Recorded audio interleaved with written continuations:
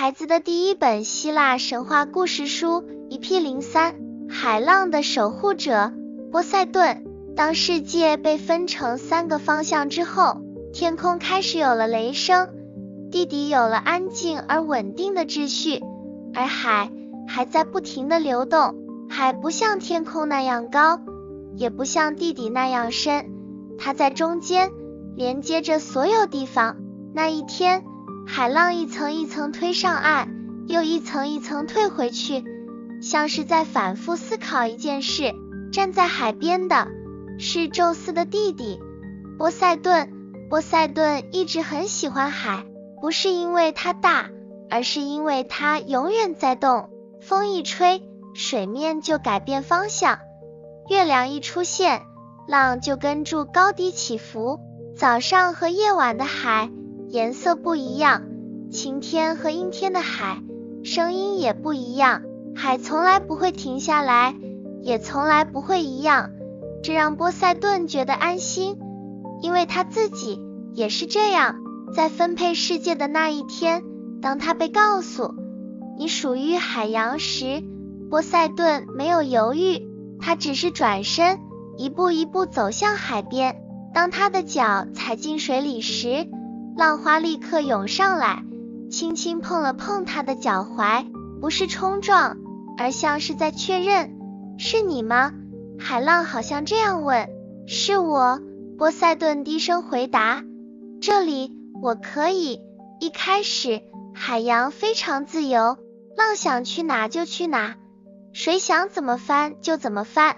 有时海面像一面镜子，船可以顺利前进，有时方向忽然改变，船就被推回原地。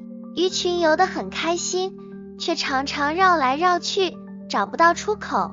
岛屿有时被浪拍打，有时却被遗忘。世界很热闹，却有点乱。有一次，一艘小船被浪推得太远，不是暴风，也不是大浪，只是方向一直在变。白天变成傍晚，傍晚又变成夜晚。船上的人开始慌张，他们不知道该往哪里划，也不知道风会不会再变。就在这时，海浪忽然慢了下来，不是停住，而是开始有节奏的前进。波塞顿站在海中，水只到他的膝盖，浪却已经听见他的声音。慢一点，他对浪说。浪没有回答，却真的慢了下来，方向不再一直改变，船慢慢回到原本的路上。那一天，波塞顿第一次发现，海不是不需要规则，而是需要一个愿意倾听的人，不是命令，而是理解。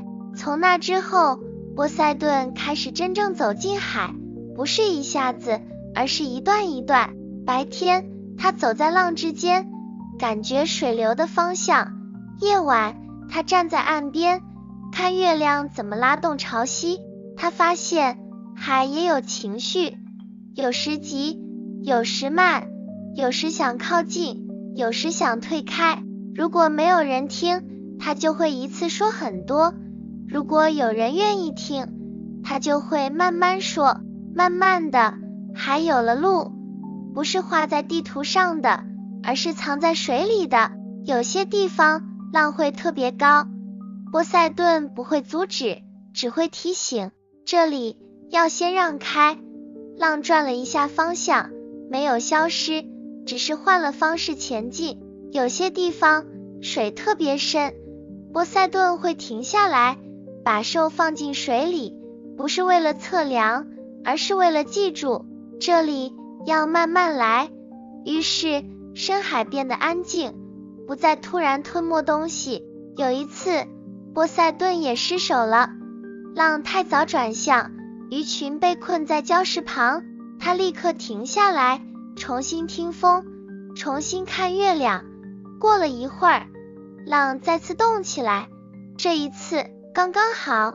波塞顿明白，守护不是永远不犯错，而是愿意修正。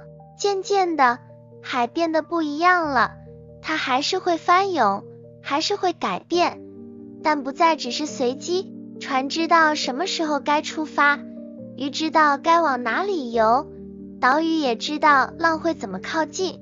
有一次，宙斯来到海边，他站在岩石上，看住一波一波有节奏的浪。你让他们听话了？宙斯问。波塞顿摇摇头，没有，他说，我只是听他们说话。后来哈迪斯也来过，他站得离水很远，却能感觉到海的稳定，这里不会乱。哈迪斯说。波塞顿点点头，因为他一直在动。他回答，孩子们常常以为海一定很凶，但波塞顿知道，海只是情绪很多，如果没有人理解，他就会用力表达，如果有人愿意听，他就会慢慢说。